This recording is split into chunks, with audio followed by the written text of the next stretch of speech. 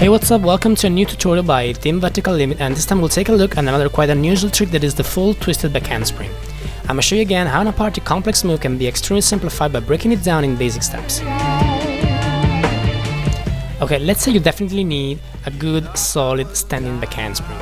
Now this, according to me, is one of the most difficult moves to perform properly, particularly when we're trying to get the most spring possible in a tumble pass, for example. I'd recommend to any of those still struggling with it to check out any backhandspring online tutorial made by gymnasts or gymnastics coaches. Here are a few key points though. First of all, make sure you got a decent back flexibility. Passing through bridge position is very common in acrobatics, thus the more flexible you are, the more fluid you get. I can't stress enough how important it is to lead with arms and not head while doing back handsprings. Swing your arms up towards your ears, shrugging through shoulders, and keep pulling until your hands reach the floor. You want your head to stay in between your shoulders, automatically following the motion. Even more essential is to not push your hips forward during the takeoff, otherwise it results in staying on the spot and needing much more flexibility and speed in order to land. Instead, what you want to do is create a distance between your start and finish point in order to pass through the handstand position, from which bouncing off of your shoulders and snapping legs down will be much easier. Now for the full twist. The best way to learn any kind of twist once you figure out if you spin left or right is to split the rotation in smaller parts to go through. First thing to master is a 180 degrees rotation or half twist. For further safety, take a mat and from the back handspring setup, try to end in a dive facing the opposite side of your takeoff. You want to stay focused on the back handspring technique and follow it as much as you can in the initial phase. The twisting motion aims to be led by head or arms alone, but by your hips. Watch how the left hip goes down whereas the right hip rises up, inducing spinning. Take your time to practice this move until you can clearly sense the back handspring takeoff and the half twist to roll as slightly distinct parts of the same trick. Okay, let's get tangled up. Put aside the dive roll and land on a tight handstand.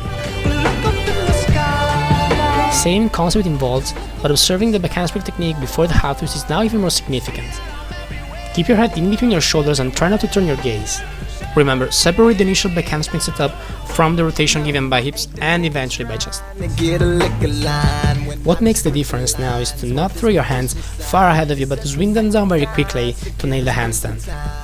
You may not be immediately able to hold this position nor even to reach it, so shoot a clip of your attempt and check whether your hands are aiming for too far from your center of gravity to pass through a handstand, or you're not holding your whole body nice, tight and strong up to the landing, leading you to collapse. All these things, arms and shoulders muscles included, practice will take care. From now on it's a piece of cake, trust me. Simulate the 360 rotation.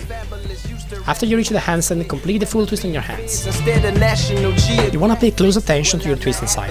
If you spin left like me, your left hand is to be placed ahead of the right hand. Now bring the right hand back on the same axis of the left. Soft mats are not really made for handstands, for it's really hard to hold the balance, hence keep it tight throughout the whole movement. There you go. To do a full twisted back handspring, it's like you go for the handstand and the very last instant before your hands reach the floor, you put the second half twist. Now, apart from the normal whirl due to the demanding coordination of all the steps, the very big deal in completing the 360 rotation, like most twists, is to boldly sense that the first half twist is done before you even think of going for the second one.